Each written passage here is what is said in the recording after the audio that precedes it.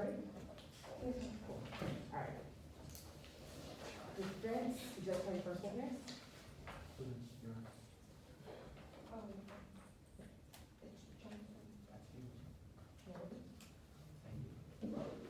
Your Honor, we'd like to call Ms. Tobin Johnson to the stand.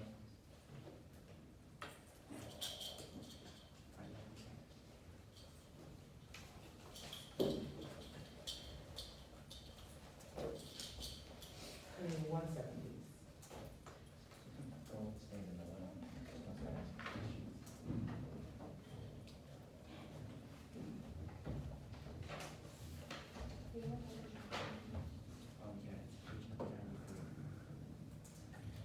I count to maybe 2. Good morning. Please introduce yourself to the court. My name is Tobin Helena Johnson. And what do you do for a living? Right now I'm working retail at Urban Outfitters, but hopefully if St. reopens, I want to take back my hostess position. And how are you involved in today's case? Well, I worked at Chevy's during COVID, before COVID, and I have a pretty good understanding of how the bar worked. And the people who went there and the people who worked there. And what is your relationship with Ms. Sutcliffe?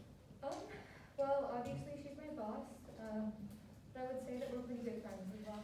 And how is your relationship with your other coworkers?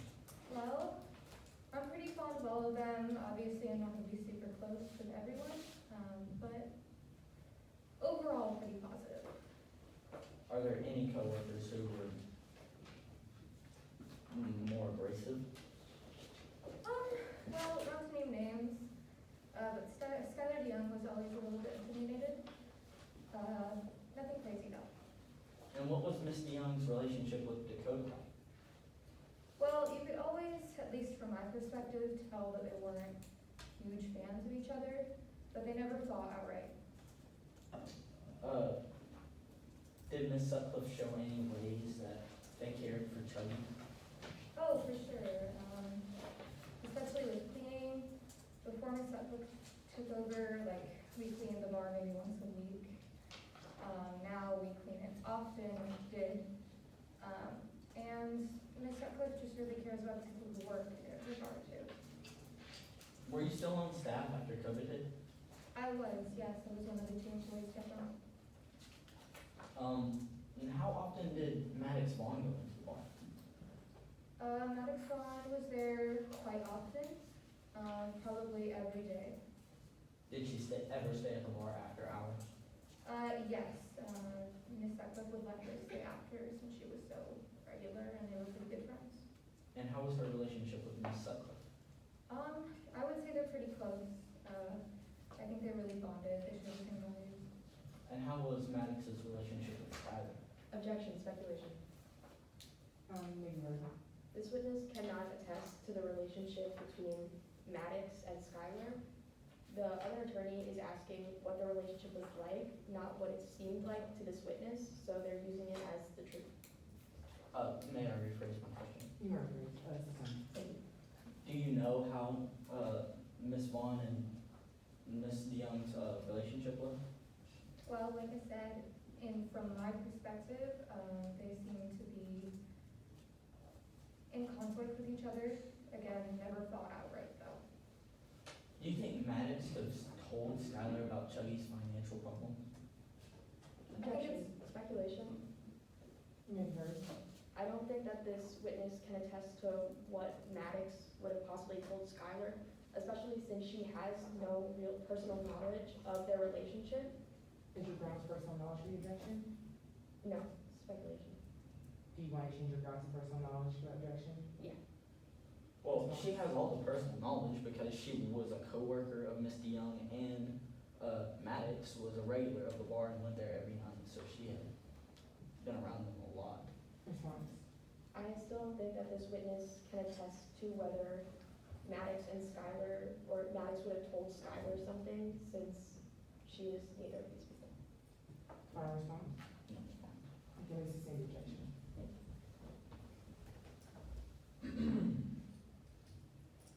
Is it true that Maddox told you she heard Dakota say it would be easier if the whole thing burned down? Objection on her side. Maybe heard. This is not something that the witness heard themselves, so she can't testify it as the truth asserted.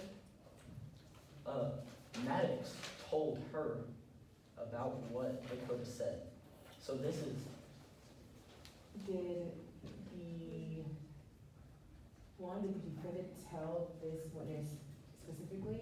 And also, Dakota did tell her what your exception for that. no, they did not tell them specifically. So, this witness heard from a different, This witness heard from someone who heard from the defendant. is this not a court statement? Yes, it is. Are you giving truth to the matter? Yes, I am. I'm going to sustain the objection. Thank you.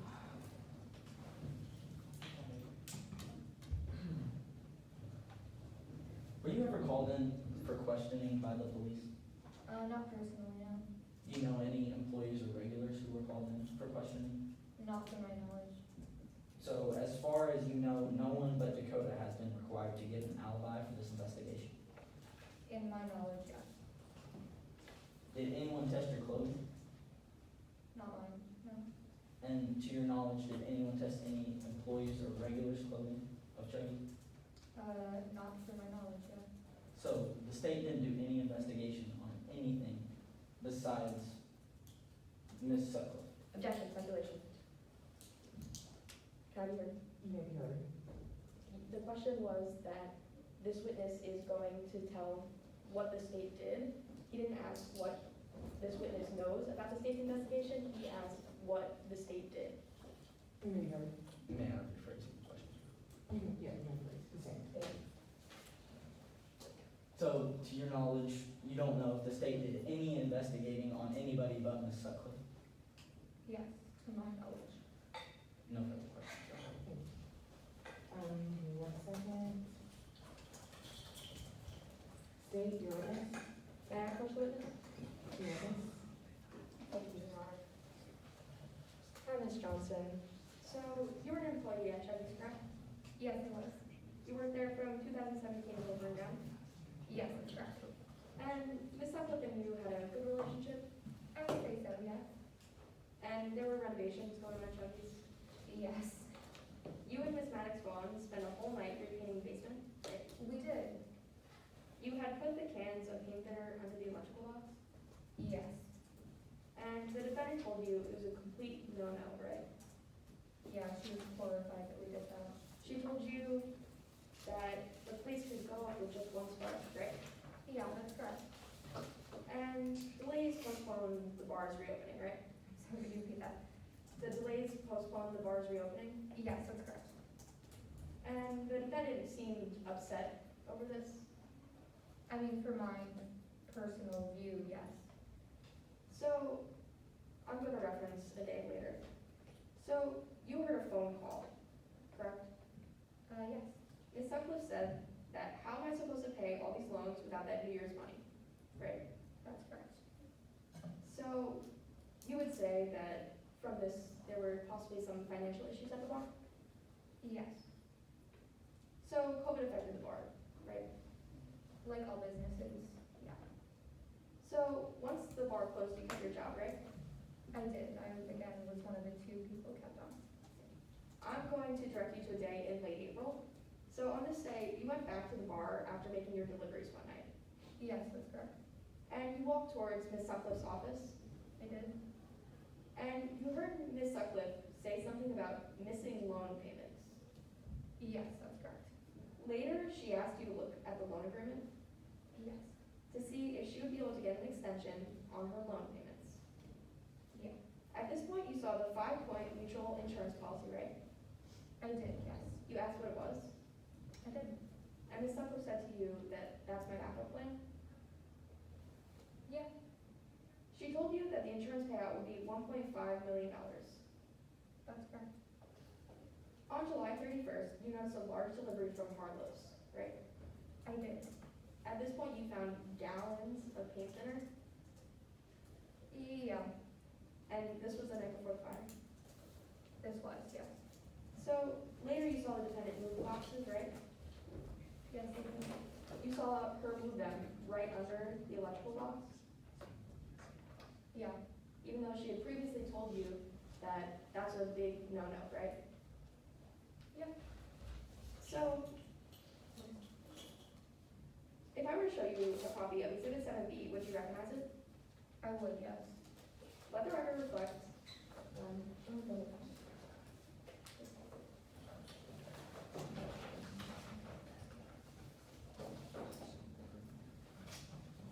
Is council asking for permission to approach opposing counsel? Can I have permission to approach? Let the record reflect that I am showing for the council Exhibit 7B. Yeah. I think it's that page. What's page number? It's page 202. Thank you. So, permission to approach the witness. Granted. Ms. Johnson, I just handed you what has been marked for identification as plaintiff's Exhibit 7B. You recognize this, don't you? I do. So, Exhibit 7B is a copy of the 5-point mutual insurance policy, right? It is, yes, one of the pages. And Exhibit 7B is a fair, accurate depiction of this insurance policy, right? Yep. Your Honor, I now move to enter plaintiff's Exhibit 7B into evidence. Objections? Your Honor, we do not object to that. Adjourn, President. Thank you. Permission to publish Exhibit 7B to the jury. Published. Thank you. So, you were working July 31st, correct? I was, yes. And the barns are closed early, right? That's correct, because I didn't just out. So, the defendant seemed upset to you, right? Well, we all knew that Chubby was on its last legs, so I would say that. And as you were leaving, the defendant said something to you, right? Yeah, She said, "My dreams have gone up in smoke," right? that's correct. As you were leaving, you saw something on the bar, right? I did, yes. It was a copy of the 5-point mutual insurance policy that you have right now. Yep. And there was a large circle on the page, right? There was, yes. And the circle is around item number 4. Yes, And this was a section policy about arson, correct? that's correct. Thank you. Your Honor, no further questions. Defense, you want to excuse?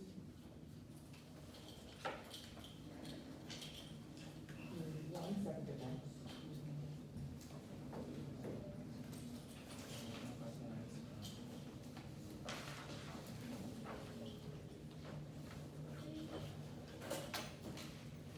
Defense, would you like to call your next witness? Would you like to call your next witness? Yes, ma'am. We call Ansayed to this, your stand here.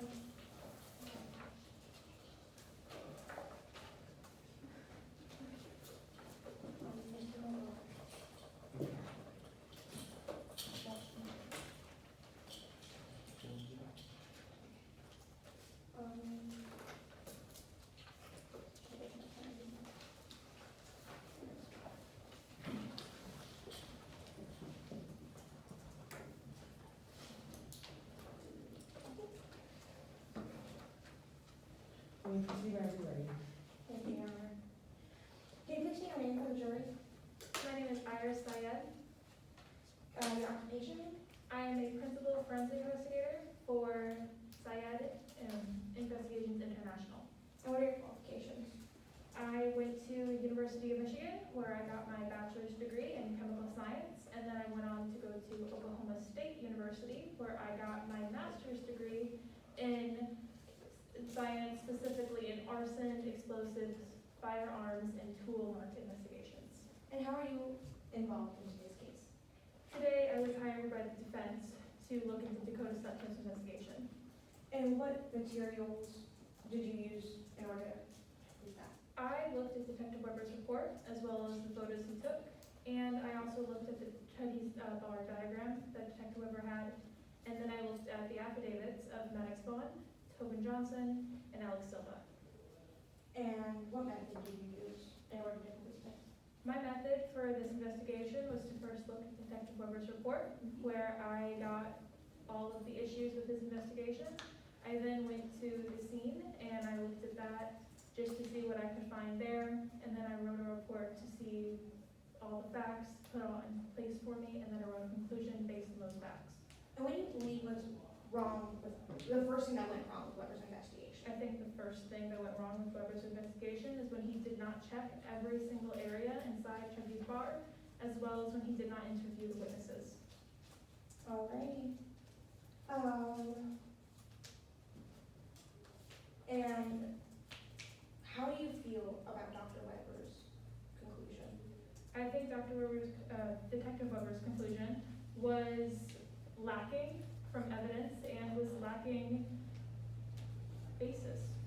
And can you please explain that? What do you mean lack of evidence? I just feel that he should have looked at everything as much as possible, especially when it came to interviewing witnesses. That is a very important part of his job, even if it's not technically his job. And how about your conclusion? What is your conclusion? My conclusion was that it was most likely arson, and that I believe that the lack of witness testimonies and the lack of evidence was a huge issue in the investigation. Alrighty. And Weber strongly advocates for his way in the investigation. Why do you believe this is not effective? I believe that his way is not effective because there are several steps missing, and he should cover all bases. Okay.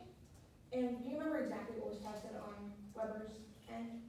I do remember he did chromatographic tests over a hoodie, shoes, the basement storage area, the stairs in the kitchen, and the only test that was different was the basement in the storage area. It was the same test. And regarding the state did nothing for DNA, correct? Absolutely not. And how would that affect the data? They should have done a DNA test even if it wasn't Dakota Cyclosalger as a way to cover all bases. They should have made sure that it was exactly what it was. So just to clarify, ma'am, you're saying the state and Weber have ineffectively and incompletely done this investigation? Yes, that is what I'm saying. Alrighty. And Detective Weber, did you interview anyone, bar patrons, or supposed maybe witnesses? Not that I know of. Alrighty. And in your expert opinion, do you believe that this investigation was done correctly? In my expert opinion, I believe that this investigation was not done correctly. Do you think it was done completely? I believe it was not done completely. Thank you. No further questions, Your Honor. Thank you. Give me 1 second, Steve.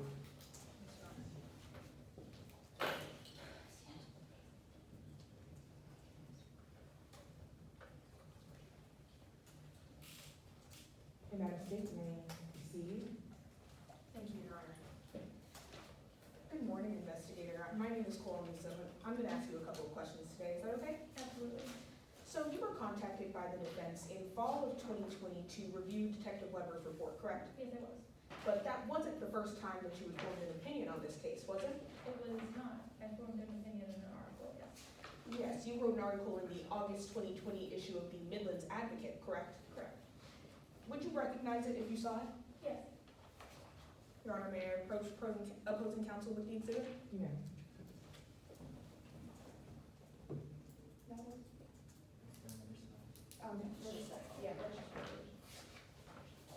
I now hand you what has been marked for identification as exhibit number 34. That is the article that you wrote in the Midlands Advocate, isn't it? Yes, it is. And nothing about it has been changed or altered in any way? No. And it's a fair and accurate representation of the article that you wrote? Objection, Your Honor. Yes. This is hearsay. This is an article. Sorry. I'm sorry. Okay, you may be heard.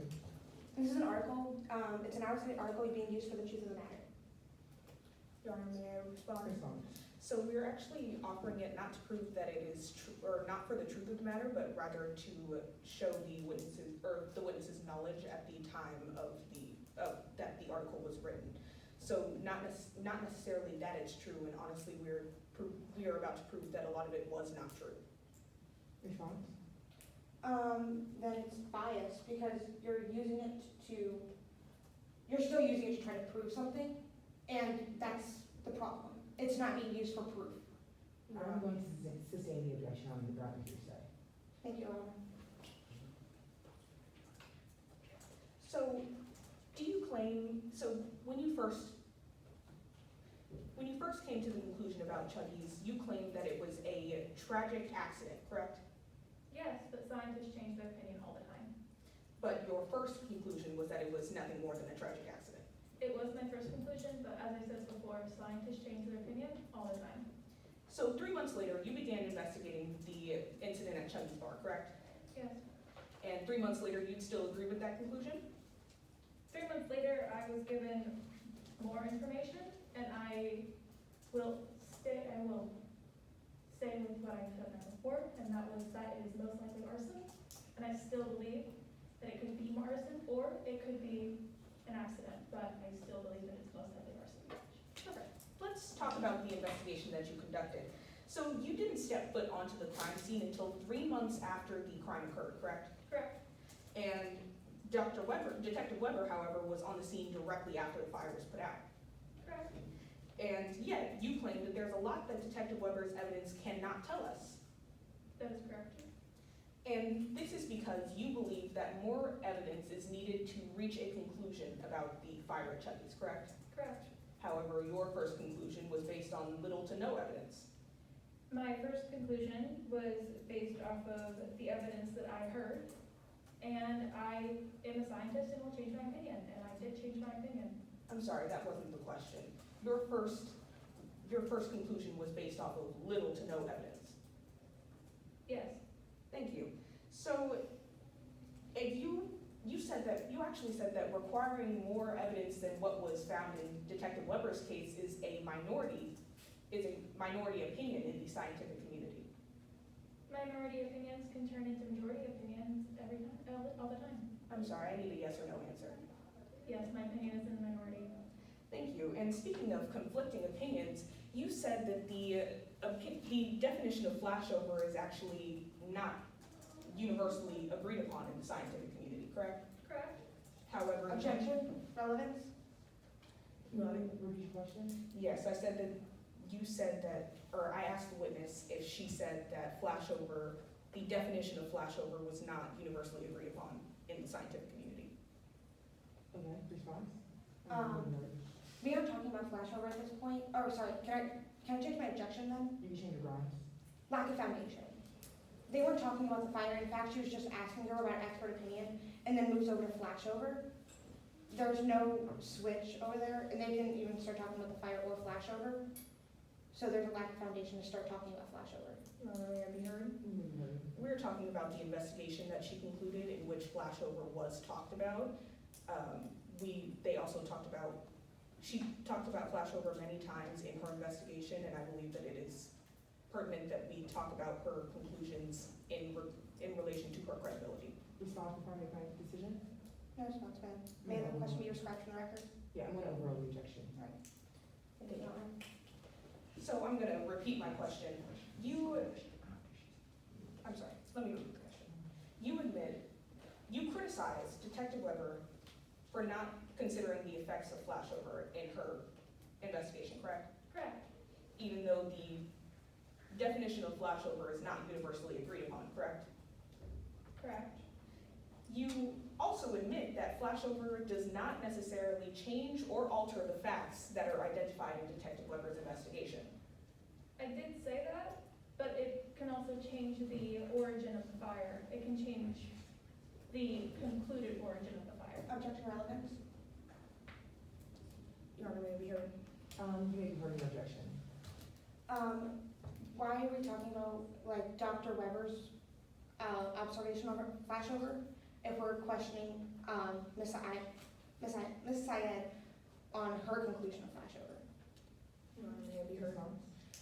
The entirety of Investigator Syed's conclusions were made based off of Investigator Weber's conclusions. So the two are integrally connected. So if we're able to talk about Investigator Syed's conclusions, we are already in turn talking about Investigator Weber's conclusions.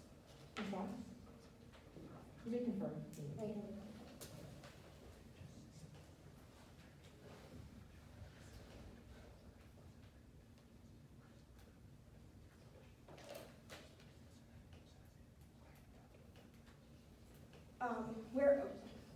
The point of the relevance is, why are we talking about flashover? Because Ms. Syed and Mr. Weber, or Ms. Weber, sorry, have both agreed upon that it was probably arson, so the fact that it could have been flashover is relevant. Your Honor, may I be heard? Give me 1 second. Okay. Your Honor, the flashover was a big part of her investigation and why Detective Weber's investigation was wrong or inconclusive. So we need to talk about why flashover did or did not occur in order for the jury to fully understand why she claims that Detective Weber's investigation was incorrect. Okay, last response for your decision. We have laid for the foundation that Detective Weber was wrong for more reasons than just flashover that we just didn't direct. So the fact that the occurrence of flashover is still irrelevant. Okay, Counselor, flashover was talked about by both experts, correct?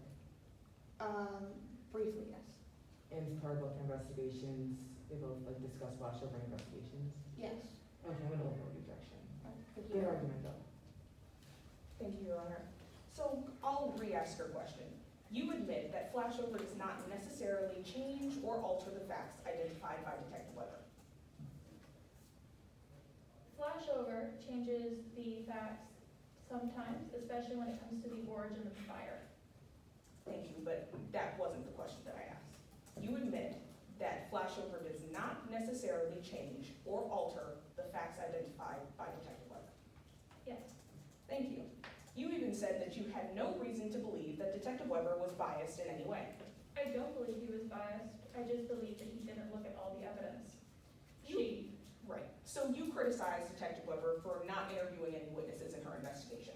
Yes, So in your investigation, you reviewed the affidavits of witnesses of the bar before and during the fire, correct? Yes. However, you failed to review the affidavit of Skylar DeYoung, a former bar employee. yes, You also failed to determine the cause of the fire, correct? yes, You also failed to determine the ignition source of the fire, correct? yes, You also failed to determine the first fuel for the fire, correct? yes, but this was all in Detective Weber's report. You also failed to determine the ignition sequence for the fire, correct?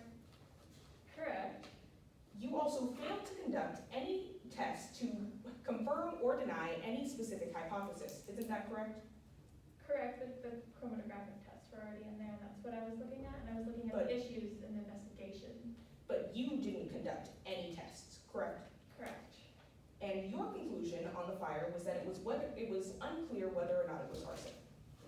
I'm sorry, repeat the question? Your conclusion on the fire was that it was unclear whether or not it was arson.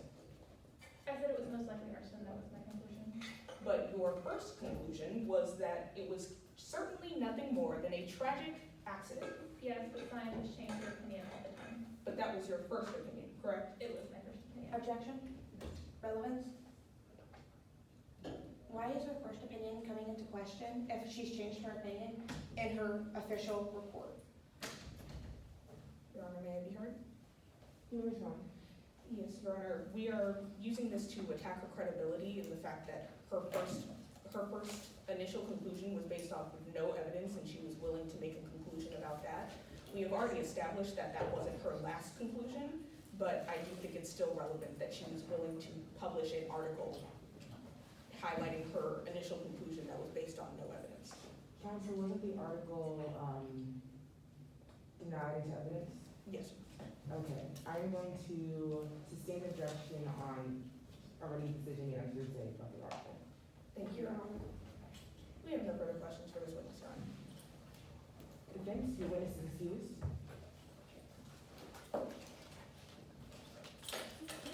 The defense like calls next witness. Yes, Your Honor. The defense would like to call Maddox on to the stand.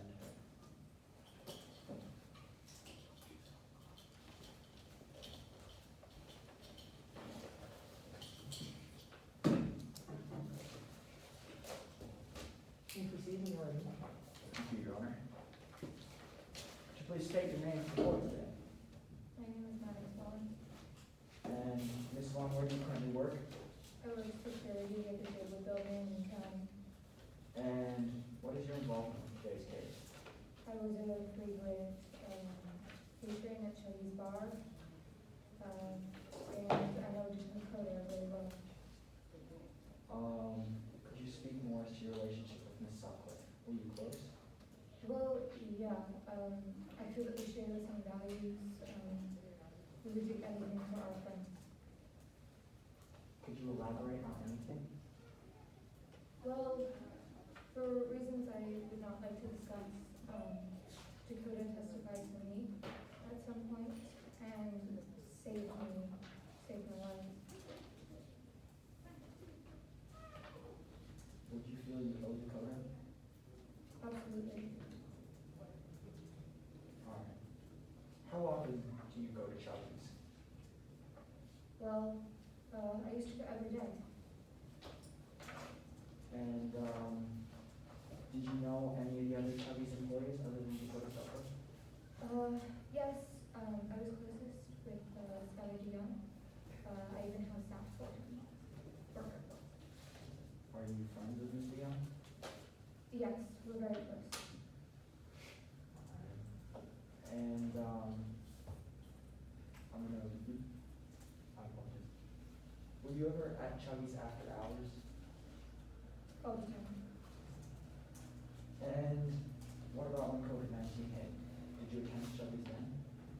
Well, I know we weren't supposed to, but it was nice to have something stable in my life during such a difficult time. I'm gonna refocus a little bit and we're gonna talk about your work life. So, you said you work the security building. What shifts do you work? I work from midnight to 8 a.m. Alright. And in your time off, what do you do? Well, I go to Chubby's, like did. It's where I spend all my free time. It's basically the only place I'm allowed to have interaction with other people.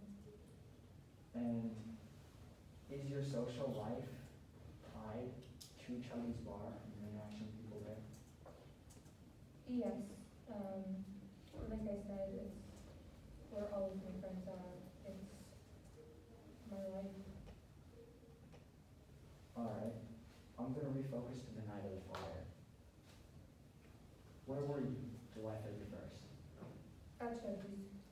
Alright. Did you have anything to drink while at Chubby's? Well, I mean, it's a bar, so yeah. And what time did you leave Chubby's that night? I left around 9 p.m. Dakota wanted to say goodbye to the bar. I think we all knew that it was my best time. And where did you go after leaving Chubby's? I went to my home to pick up my dog, Ellie Tequila Vaughn, and then I went to the marina to walk. Alright. And did you have anything else to drink once you got home? Well, yeah, I mean, yeah. Alright. I'm just gonna refocus back to working at the bar real fast. And you stayed after. Were you aware of the renovations at Chubby's? Yes, I was. Did you ever help out with these renovations? I did. Nothing crazy, usually just moving wood, moving buckets of paint thinner, simple things. So you said you had moving buckets of paint thinner. Yes, And are you aware that paint thinner is a fire accelerant? I am, yeah. Okay. I'm gonna go back to the marina again. While you were at the marina, what were you doing? I was walking my dog. And were you drinking anything while at the marina? I had a flask with me, yes. While you were at the marina, did you see anybody walking around, see anybody else? I did, I saw Dakota. How far away from Dakota were you? 70 feet? And what was the light like? It was lit, but dimly. Alright, and did you interact with this person that you identify as Dakota? I tried to wave, but she didn't see me. Okay. And did you run into anyone else that night? No. Can anyone else corroborate your alibi? Other than Bentley, no. Can any person in this courtroom come up and testify on the stand as to where you were on the night of July 31st? No. Thank you. No further questions, Your Honor. State 1 second, please.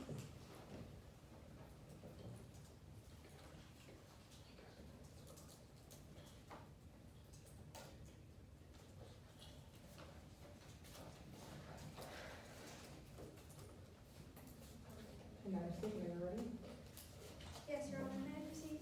you may proceed. Good morning, Ms. Vaughn. Good morning. Your work hours are midnight to 8 a.m. That's correct. You've said that with those work hours, it's difficult for you to maintain relationships.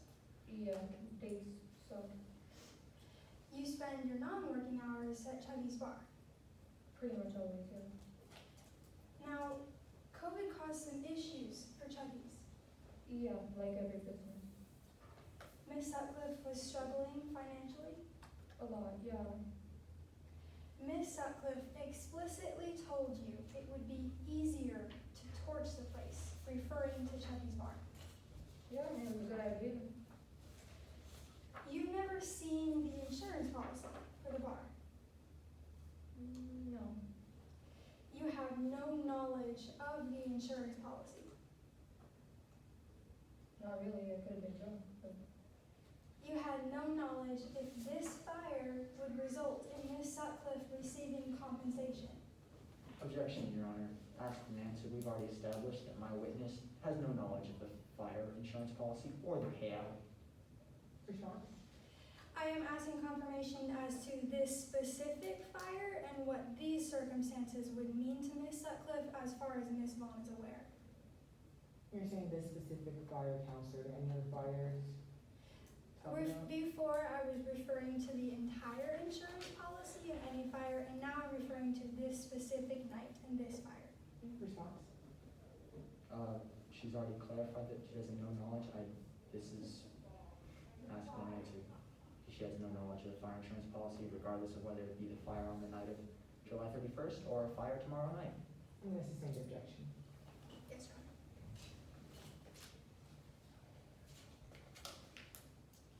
You drive from Chuggy's Bar to the Midlands Marina often. yeah, I do. It takes you between 50 and 70 minutes to make that drive. Yeah. You testify you were at the Midlands Marina around 11:30. Yeah, I was. If you had left the Midlands Marina immediately after you testified to being there, the earliest you could have made it to Chuggy's Bar is 12:20 a.m. Yeah, I guess so. Ms. Vaughn, it would have been impossible for you to have been at Chuggy's Bar at midnight, the time the fire started. I mean, you don't know how fast I drive, but yeah. Ms. Vaughn, let's be frank, you did not start this fire. Yes. I would like a yes Objection, or Your no Honor. answer. That question, a witness cannot, according to, as per AMTA rules, a witness cannot testify as to a direct opinion relating to the case. They cannot testify about whether or not they did or did not commit the crime. Therefore, the question cannot be answered. Do you want the number? Oh, there's an actual number? Yeah, sure. But That might be number, but what are the next one? And it's not that here.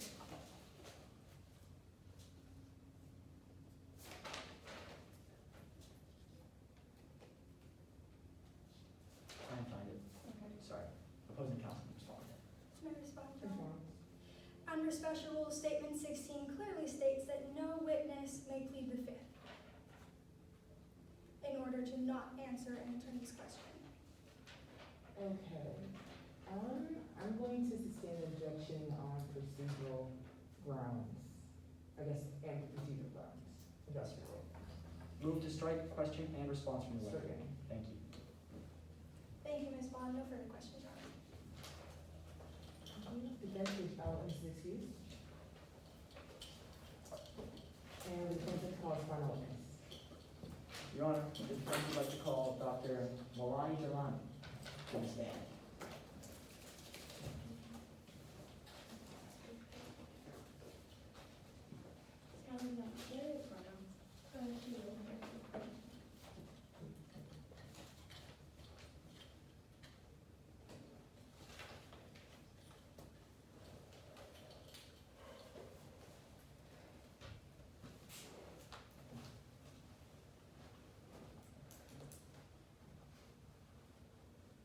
Dr. Jelani, could you please state your name for the court today?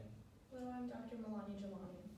And Dr. Jelani, what is your current employment? I'm a forensic psychologist. All right, and what are your qualifications for this job? I work for a firm called Overturned Convictions Group, which I actually co-founded after completing my degree in clinical psychology. All right, and why are you at this trial today? I was hired by the I was hired by the legal team for Dakota Sutcliffe to review this case and analyze witness recollection of events for identification of witnesses, to identify any factors indicating unreliability. And Dr. Jelani, to be frank, why would the defense hire you to talk about eyewitness testimony? So eyewitness testimony is generally considered subjective and unreliable. It's easily changed. And in cases where DNA evidence is not available, in cases such as arson, like this one, eyewitness testimony continues to be the industry standard, and forensic psychologists such as myself are brought into the situation to approach witness testimony seeking to assess the reliability of witness testimony. And how do you assess the reliability of witness testimony? Do you have a method? I do have a method.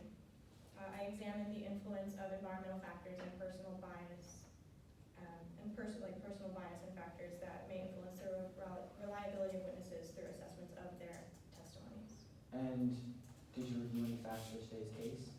Yes, I did. I reviewed the affidavits for Maddox Vaughn and Skylar DeYoung. And did you apply this method to these affidavits? Yes, I did. Okay. I would like to talk about Skylar DeYoung and their testimony. What factors in Ms. DeYoung's testimony did you analyze? So for both witnesses, I analyzed the factors of how alcohol, distance, personal bias, and how new information can affect old memories. Okay. Could you please elaborate on distance? How would distance affect Ms. DeYoung's perception? Well, distance was one of a few factors in the case of, I'm sorry, are you speaking of Vaughn or DeYoung? Oh, Ms. DeYoung, I apologize if I wasn't Okay. clear. So in the case of Skylar DeYoung, there was significant distance, around 50 feet, and but psychological studies show that witnesses often underestimate distance significantly. And in this case, it was also very late at night with low illumination, so it's very likely that Skylar DeYoung was not able to accurately assess the information around him.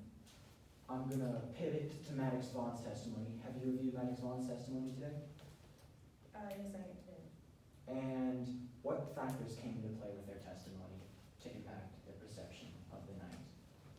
So Ms. Vaughn had consumed a significant amount of alcohol, enough to affect her ability to accurately comprehend information, like things around her, and to remember the events of the night clearly.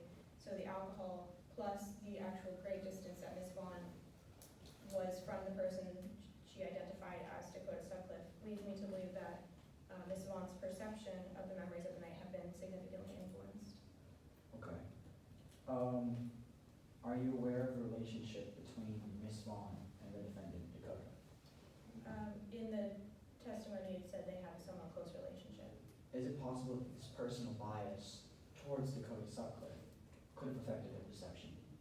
So Maddox Vaughn said they she thinks very highly of Dakota Sutcliffe, and this favorable bias of Ms. Sutcliffe may have led her memory to distort the identification of Ms. Sutcliffe at the marina. Okay. And in your professional opinion, is Ms. Vaughn's testimony accurate and credible? Well, my job is to look for factors of reliability or unreliability, and I've concluded, based on the information I've presented, I see significant discrediting factors because of the significant impact of alcohol and distance and bias on her ability to store and recall accurate information. Okay. I'm gonna redirect us back to Skylar DeYoung again. So, how could the light levels have affected Ms. Young's perception of who they identified as Ms. Sutcliffe? Well, it was- Objection, leading question. Your Honor, the question I asked. Response. Your Honor, the question I asked was, how could the light levels of around Ms. Young have affected her perception? That is not leading, that is merely just a question asking about how light level affects. It is not a yes or no question. Response.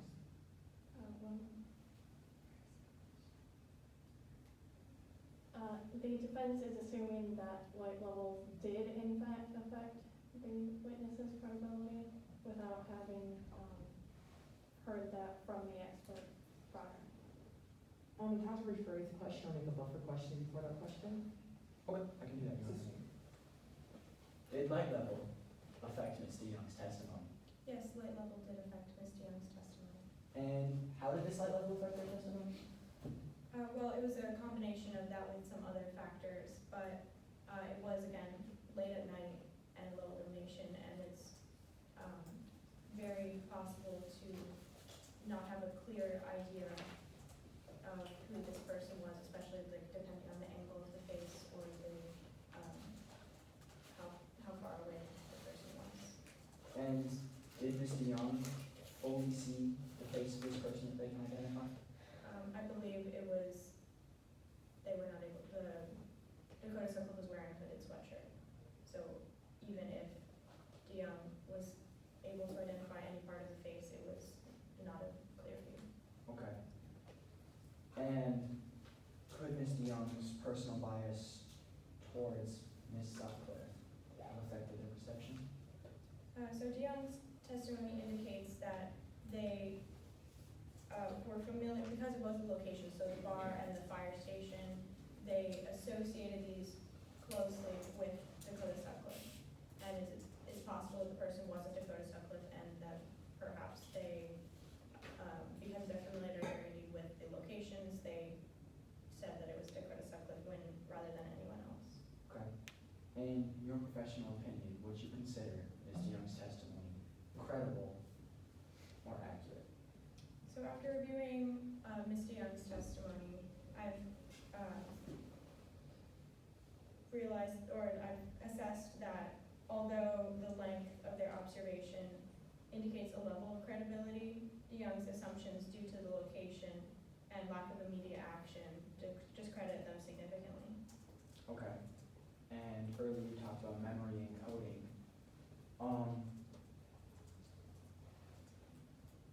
Is it possible that time from an event could affect the ability to remember correctly? Yes, so time is an influencing factor on a person's ability to recall specific details from an old memory.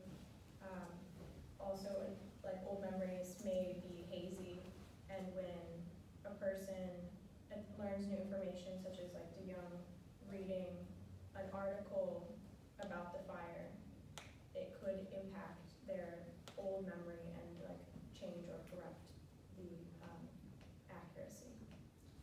And so you use the example of Ms. DeYoung's testimony. Do you believe that that has affected their testimony and their memory today? Yeah, so there was an instance with DeYoung where they did not report anything to the police immediately after seeing this person that they identified as Dakota Sutcliffe. So it, waiting instead until they had read an article about the fire to come forward to say anything. And this indicates that DeYoung's memory of the events was influenced by the new information that they received. And because before she had not perceived the actions to be necessarily sinister, and that as new information was learned, that it corrupted and changed her perception of the event. All right. And what is your professional conclusion regarding the identification that these two witnesses had of my client? So my job is to examine which aspects of a witness testimony give them create credibility or discredit their testimony. So in this trial, both witnesses state that they are certain of their testimony, and we know that that they cannot both be certain because then they cannot both be right. Both witness faced many influencing factors and likely wouldn't have enough information to give reliable identification of the person that they thought was Dakota Sutcliffe. And would you consider either witness reliable? I cannot my job is not to reach a definitive conclusion. However, in this case, with these two witnesses, there were strong influencing factors which reduces each witness's credibility.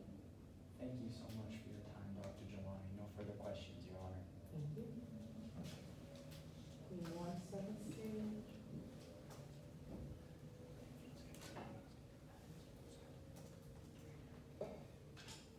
Okay, Madam State, you may proceed whenever you're ready. Good morning, Dr. Jelani. Good morning. Your conclusion about this case was that Maddox Vaughn had credibility issues and that Skylar DeJong had just as many, if not more, credibility issues.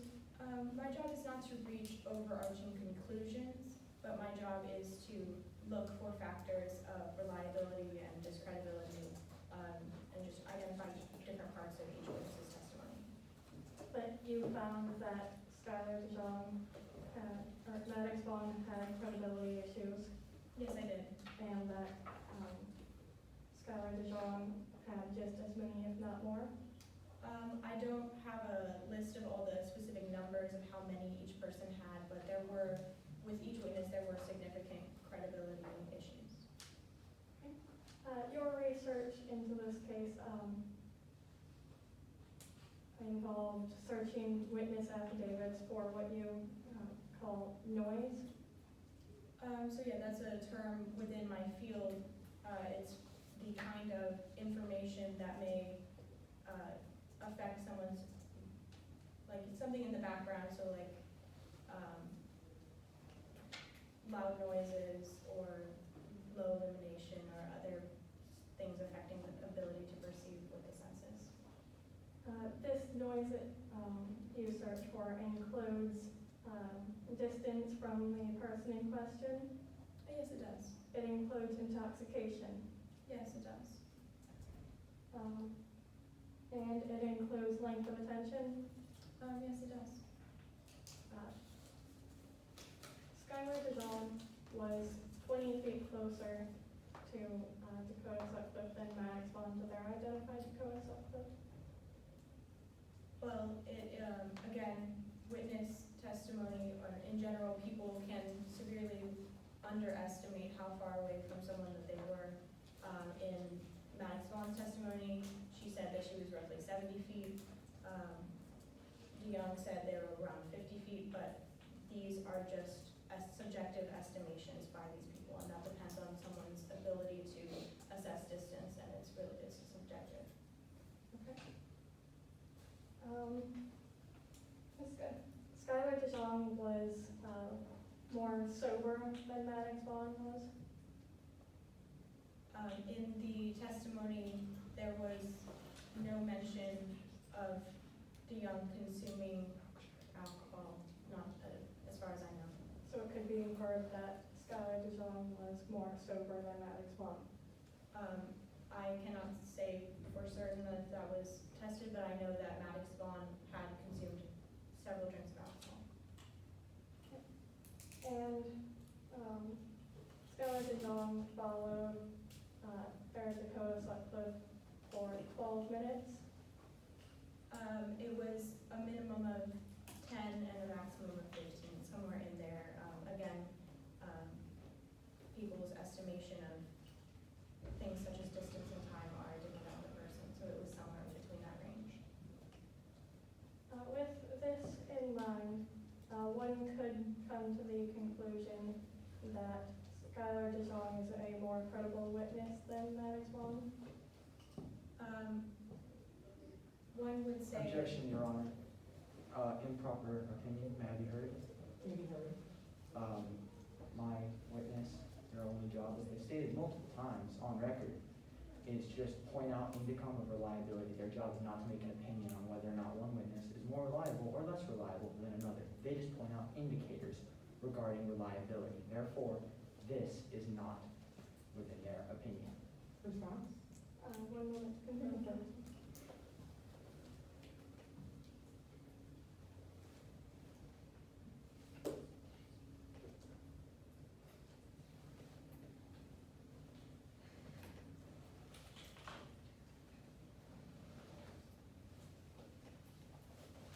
The witness's job is to find how credible a witness's eyewitness testimony is. And if she would just compare the conclusions that she came to, she could likely be able to answer the question quite easily. Response? Well, I understand that she probably could. It is not her job. Her job is only to indicate reliability factors.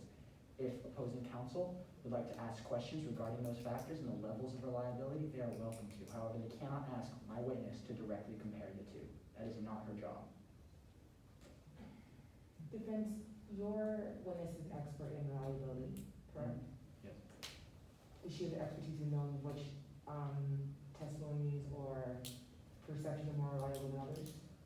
No, she can only identify reliable versus unreliable. She can come up with lists, and she has factors that play into reliability that either help improve a witness's reliability or decrease a witness's reliability. Her job is not ever to compare two witnesses' reliabilities. Response from the state? You may confer with me.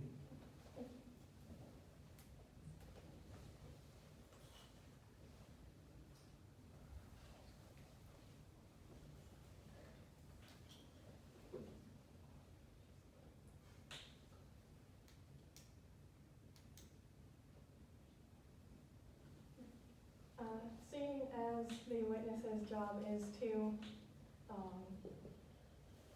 identify the levels of credibility, and it states nowhere that she cannot compare the witnesses, I believe that this witness could answer this question. Being that this is an expert witness, I'm going to overrule the objection. Great argument, though. Thank you, Your Honor.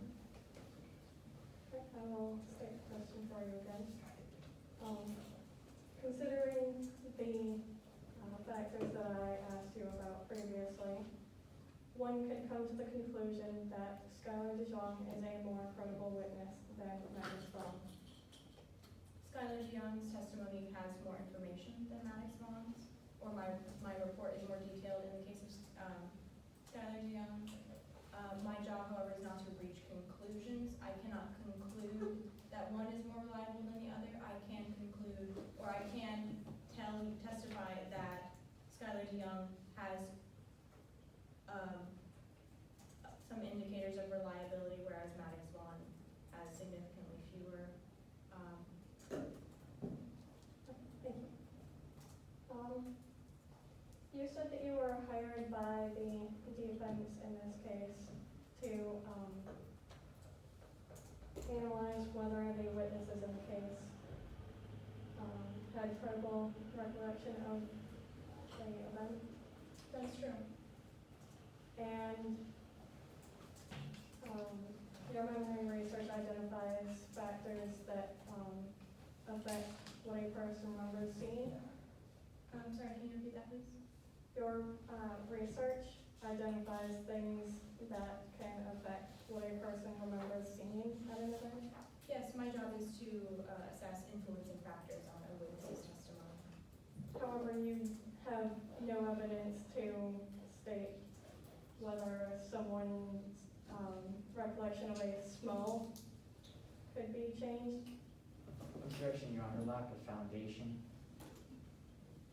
You may be heard. The opposing counsel is asking about smell, and there's no foundation for whether or not smell is included in any of this.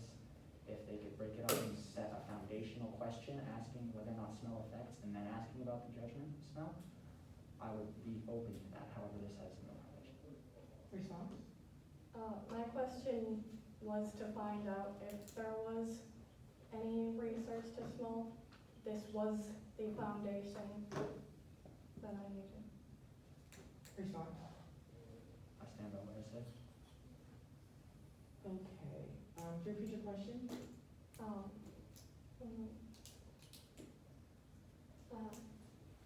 found no evidence of anything that can affect what a person remembers smelling, correct?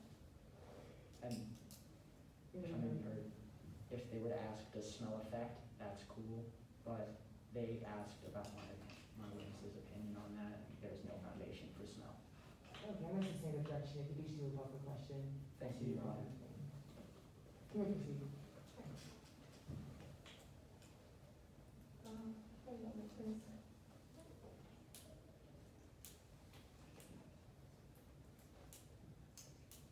Have you performed any research on the memory of scents? I have years of experience and a doctorate in clinical psychology. I have experience in a wealth of factors. Does that include smell? Yeah. Okay.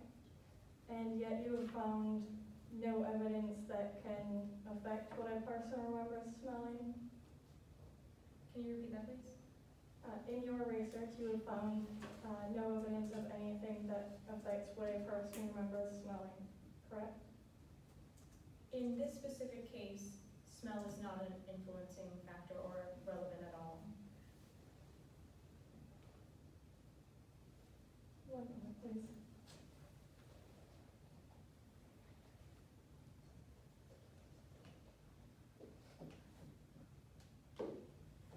So, you read the affidavit of Skylar DeJong, correct?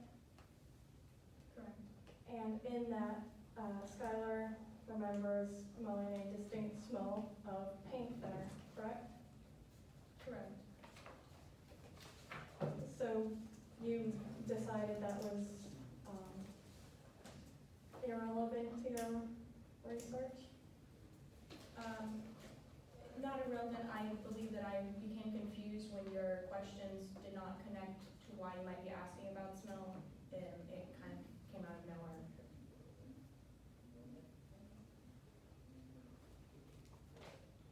So you're saying that Skylar DeJong's recollection of smelling paint thinner is likely a true memory? If it's in the affidavit of Skylar DeYoung, I'm supposed to accept that information at face value, and then my job is to explain in front of the court how other influencing factors may affect memory. Okay. Dr. Giolani, you got into this field of study after being convicted of a crime yourself. Objection, Your Honor, more prejudicial than probative. Can you repeat the question?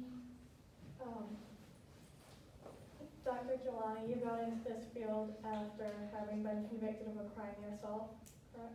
May be heard. Your Honor, this question and its response has zero probative value on this case. My client was convicted of a crime they did not commit over 20 years ago and has no bearing on this case. This question is meant to taint my witness in the eyes of the jury and prejudice them against them, considering they are an ex-convict.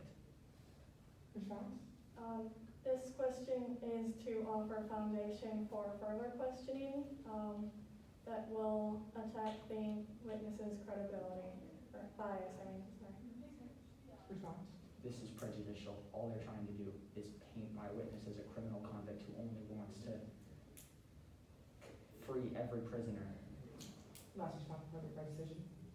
I believe that the witness can say that it was a false conviction if they want to, and that will help them not be as biased. But I need this for further questioning foundation. If I may respond, Your Honor, just one last time. Regardless of how they answer, in the jury's mind, it will still be prejudicial towards this person as a convict. People have unfair biases towards convicts, and if I allow this question through, then my witness's credibility is under attack for something they didn't do, and the jury is prejudiced against everything they say. This is the definition of more prejudicial than probative. No question coming from this line of questioning can be outweigh the prejudicial value. Last word from the state. 1 moment, please.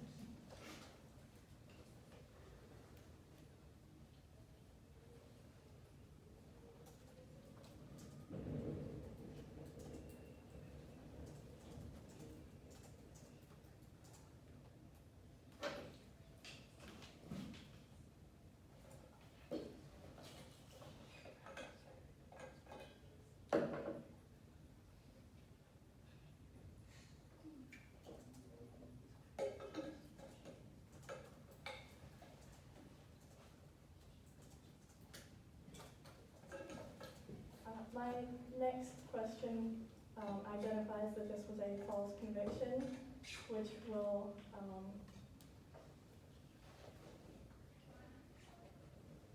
untaint, I suppose, the jury's opinion. Can you repeat the exact question?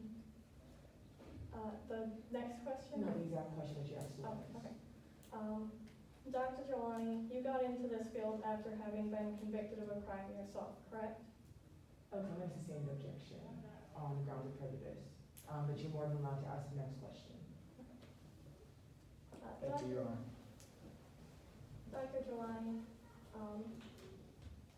after having your experience of being falsely accused, Objection, same grounds, more prejudice and probative. She's bringing up the conviction. It's still more prejudicial than it is probative.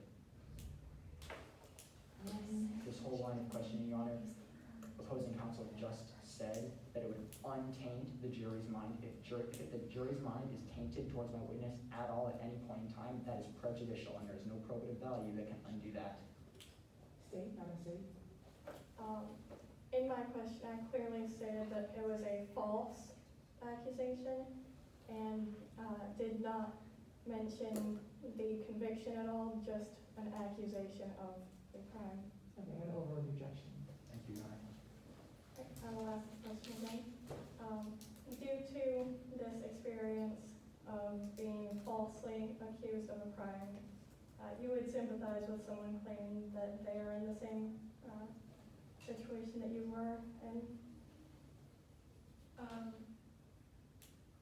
My job is not to sympathize, my job is to assess the factors of reliability. Whether or not I personally relate to a person's story has nothing to do with my ability to do my job correctly. Right. 1 moment, please.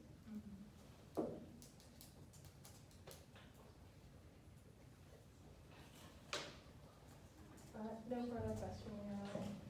Defense, your witness is excused.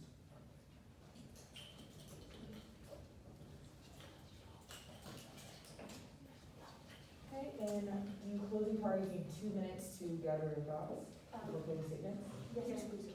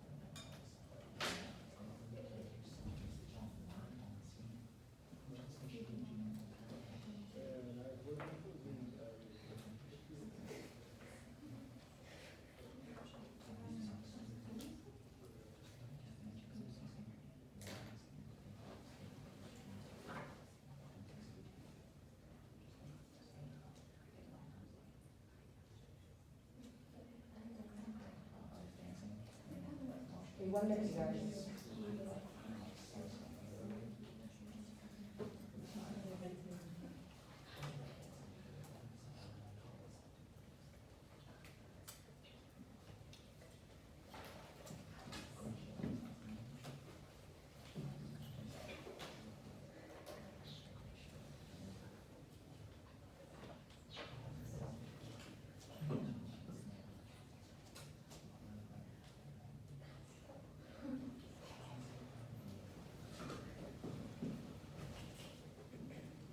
Okay, so we're ready?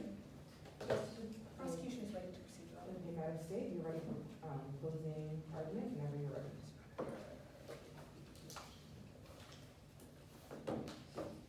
May it please the court, opposing counsel, members of the jury. She was out of time, out of money, and out options.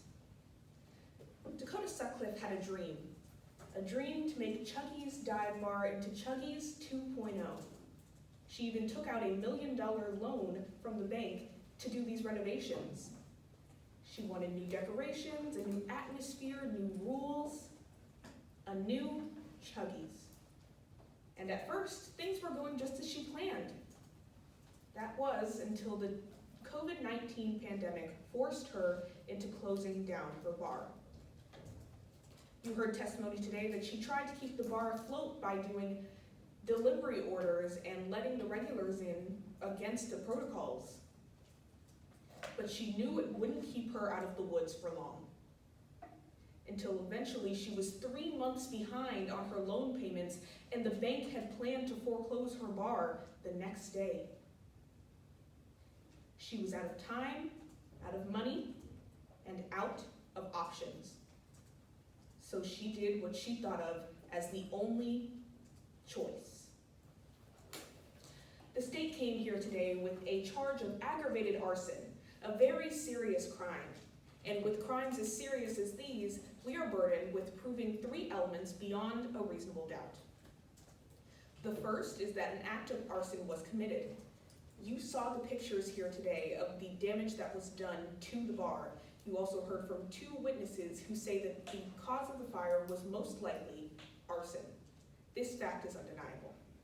Number 2 was that harm was caused and that there was a serious risk of physical injury. You heard from Alex Silva, who told you that his best friend died that night. Not only was there a risk of serious injury, there was also a reality of death. And lastly, the last element is that the defendant knowingly caused the damage that they caused. You heard today that Dakota Sutcliffe was a volunteer firefighter, one of the best at that county's department.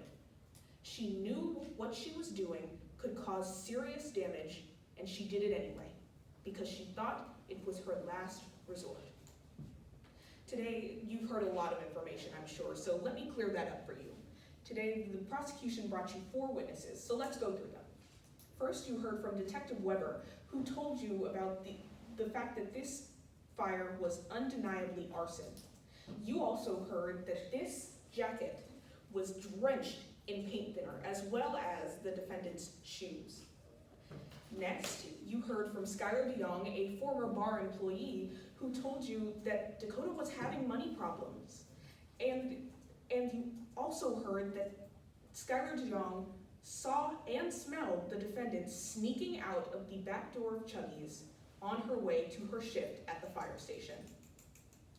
Third, you heard from Mr. Alex Silva, a brave and courageous firefighter who had to witness his best friend die in the fire that Dakota Sutcliffe caused. You also heard that after the fire, Dakota said, "It was never supposed to be like this. It was all planned out." And lastly, you heard from Adrian Lupin, Dakota Sutcliffe's cellmate, who told you that Dakota Sutcliffe never denied setting the fire. She even went as far as to say that the greedy bank killed Jalen Williams. Now the defense has brought you 4 witnesses to try to offset what you know is true. So let's go through those 4 witnesses. First, they called Tobin Johnson, a bar employee, but they told you that they once heard Dakota Sutcliffe say that it would be you heard that the bar was having money problems and that Dakota was in the weeds, and no matter what she did, she could not get out. Next, you heard from Maddox Vaughn. Next, you heard from Investigator Syed, who told you that the most likely cause of the fire was indeed arson, and that none of Detective Weber's investigation was necessarily untrue. Next, you heard from Maddox Vaughn, who told you that Dakota once said that it would be easier to torch the place than to renovate it. And lastly, you heard from Dr. Mel Delani, who offset Maddox Vaughn's testimony that Dakota Sutcliffe was seen at the marina. Maddox Vaughn was drunk and didn't know what she was seeing. Dakota Sutcliffe had a dream. a dream to make Chucky's Bar perfect. And on August 1st, 2020, her dreams went up in flames. When the bank had planned to foreclose her bar, she walked in, doused the place in paint thinner, set down the lighter, and walked out. And Jalen Williams paid the price for those heinous actions. The law says you must let Dakota face the consequences for those actions. You must find Dakota Sutcliffe guilty of aggravated arson. Thank you. 1 second.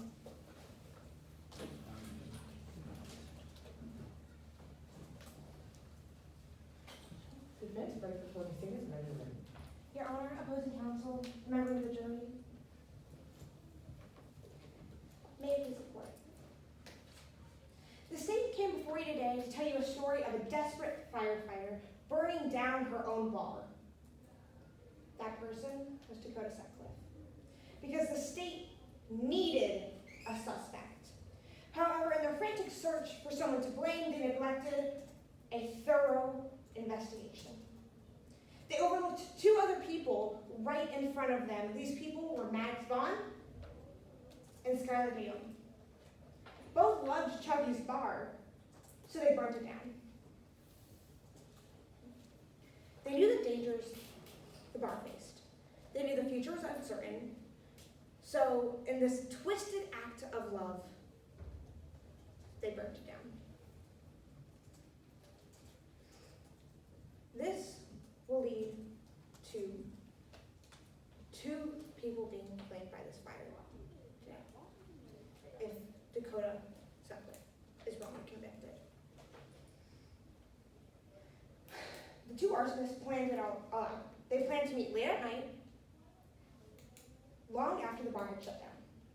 Coincidentally, this was also the night that Dakota Sutcliffe said goodbye to Chucky's Bar. And you heard today that it was because of all the COVID shutdowns. He was saying goodbye because she could no longer uphold her building. And it would be perfect. Dakota get the insurance money, freedom, no stress. They could live the life and they could relive a reclaimed life. But the next day, he was put in handcuffs. She was put in handcuffs for a crime she didn't commit.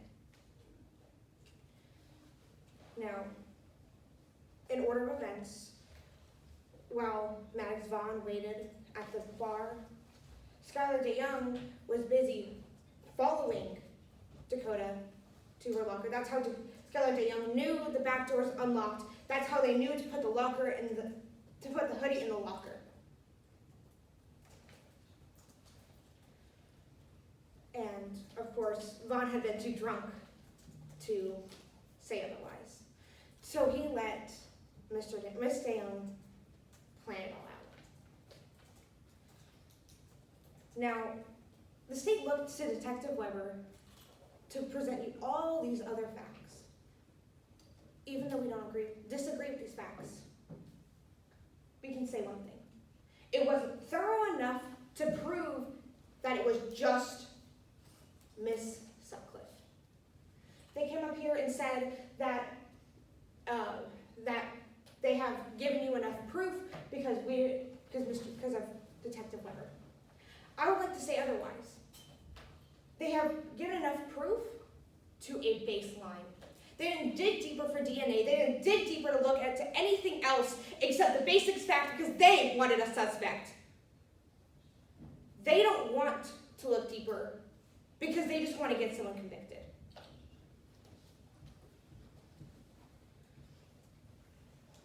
Now, we even had a Weber today come to the stand and admit they neglected facts to this case. I would like to think that that negligence directly links to the fact the state just wanted a suspect. Because by neglect, they cannot prove it was Dakota. So we have to look at Dakota and say, you're not guilty. They have not faced their burden of proof today in a reasonable amount because they can't say it wasn't anyone else. Maddox Vaughn has turned out to be unreliable due to their drunkenness, even as far to have Skylar DeYoung lie on the stand today. Their lack of credibility leads to a lack of an alibi. And the state has not proven an alibi for those two because they didn't investigate them. So the lack of investigation cannot give you any sort of proof. Now, Alex Silva. We sympathize deeply about that situation. We sympathize deeply for their emotions and their lost friends. But they need to sympathize for someone they call a friend, Miss Dakota Sutcliffe. They have to sympathize with the fact she did not commit this crime. And it cannot be proved that she committed this crime. We feel bad for Jalen's death. We would like to have justice for Jalen and everything she did. But if we put the wrong person away today, there is no justice. There is no way she will be resolved. Because you're blaming it on the wrong person. And the simple amount that, well, whoever found this, and why was this circled? Well, Skylar had to tell Maddox about something. They were best friends. They told each other everything, so why wouldn't Skylar tell Maddox about the insurance policy?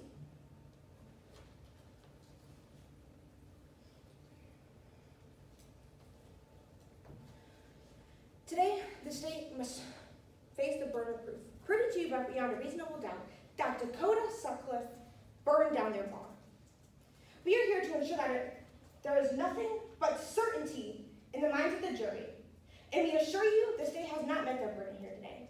The state would like you to believe that a woman who lived to serve her community had what it takes to execute arson. But we know the full truth. The truth is Skylar DeYoung and Maddox Vaughn committed today's crime. Today we ask you to save a life. We ask you to make a decision that will bring justice to Jalen Williams. We ask you today to find Dakota Sutcliffe not guilty. Thank you. Safe rebuttal? Your Honor, may we have a 2-minute recess so I can construct my rebuttal? 1 minute. Thank you, Your Honor.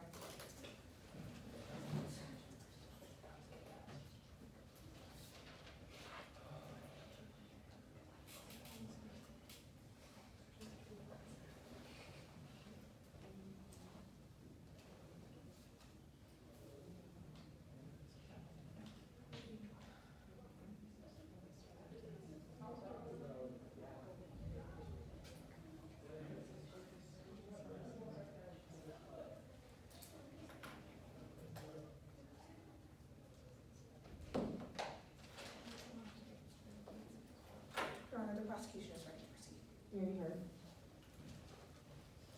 May it please the court, opposing counsel, members of the jury. The state didn't need a suspect. The correct suspect fell into our laps. The defense is trying to spin this elaborate, made-up story that Maddox Vaughn and Skylar DeYoung teamed up to set Chuggy's ablaze. But the truth is, you heard the testimony. That just does not add up. You heard that Maddox Vaughn loved Chuggy's.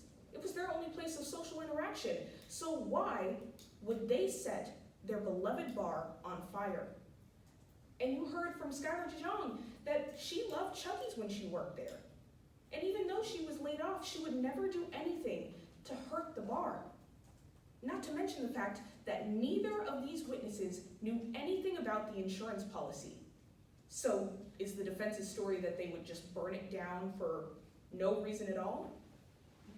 The story does not make sense. Not to mention the fact that they attacked Detective Weber for not looking into the electrical box, but then saying that yes, it was probably arson. What's the story here? Was it arson? Was it an accident? The defense doesn't know. They are trying to shed doubt on you, but they don't even have a clear story. Two people that were in completely different places at the time of the fire somehow teleported to the same place and set the bar that they loved on fire. You know that doesn't make sense. They said that they want justice for Jalen, but if they did, they would know that Dakota Sutcliffe set this fire, and they would allow the state to do their job. They ask you to save a life and to let Dakota Sutcliffe go free, but the only way that we could save a life here was to go back in time and stop Dakota Sutcliffe from setting that fire. The state didn't need a suspect. The right suspect fell right into our laps. Sometimes, like Dr. Weber told you, the best and right answer is often right in front of you. Thank you, Your Honor.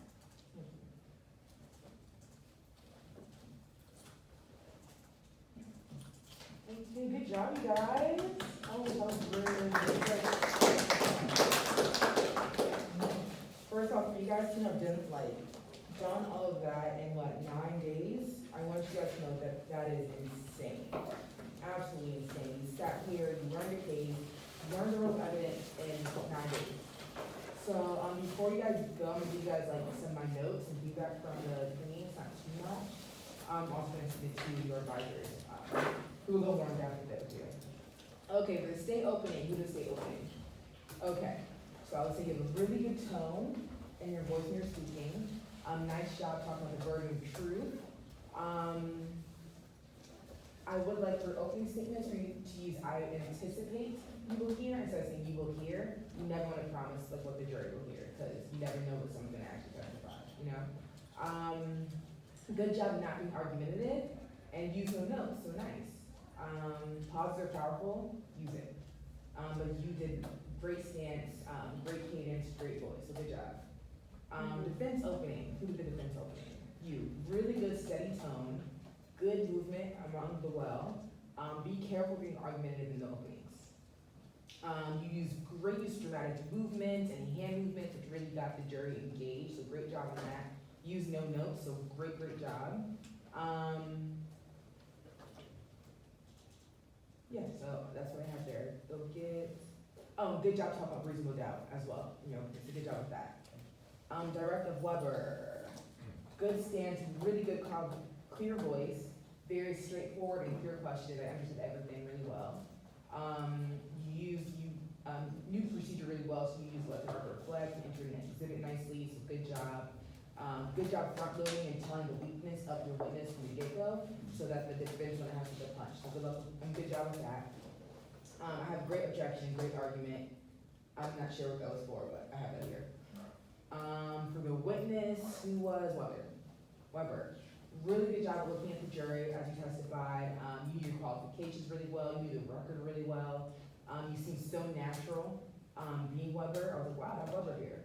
So good job there. So professional in answering the questions. So really good job with that. Cross of Weber, who did the cross? Hold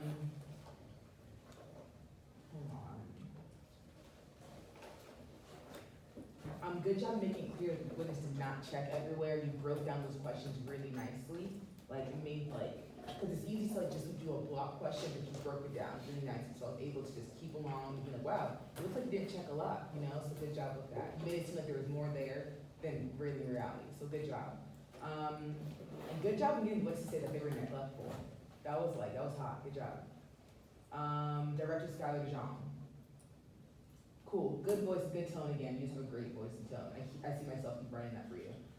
Good, clear questions. What led you to suspect these things? That was a good question. I like that question a lot.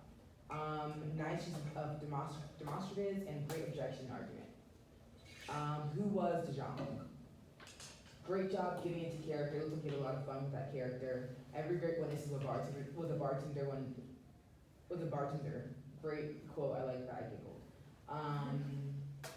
great job adding your little snarky comments. I would say you were very combative, which is good, but you then got impeached when you were so combative. You know what I mean? So it's kind of like, damn. But you did really good, like, you know, as a witness. Cross the genre. Great job breaking down the credibility of the witness and showing your bias. Use the space really, really well. Nice, clear questions. And I think you objected to or something, but you reflected your thoughts really well, which is really hard to do. You did that really well. Good impeachment, really good impeachment. So good job like catching on and impeaching her on it. And it was kind of iffy because it looked like there was two things in the testimony, but I mean, you found the line to impeach her on, so good job. Director Silva. Cool, okay, so nice job not using notes. Good breakdown of questions, you broke down your questions very well. Great response to the relevance objection. If a different phrasing of the question, it would have been overruled, but your like response saying that harm is harm in general, that was such a great response. I was really impressed. Really, really impressed. I never thought about that, but I love that. If the law wasn't against you in that, I would have sustained. But it was great. Who was the witness of Silva? Great job looking at me, the jury. You say I'm not much of a betting man, my father was raised that way. That was such a likable statement. You know what I mean? You just made Silva so likable, and you also made him so unbiased.